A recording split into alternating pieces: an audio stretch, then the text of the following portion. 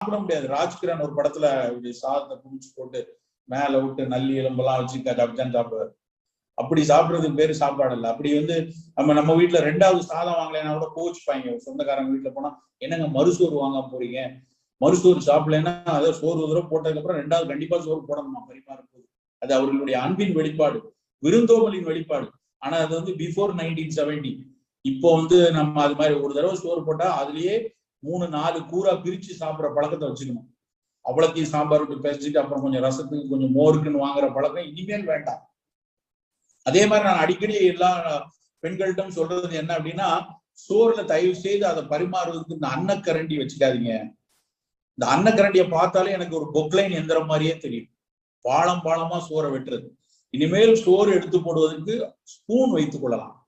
ஸ்பூன்ல சோறு எடுத்து கொஞ்சம் கை வலிச்சு டயர்டாயாவது கொஞ்சமா சாப்பிடுவோம் நம்ம. அதனால அரிசி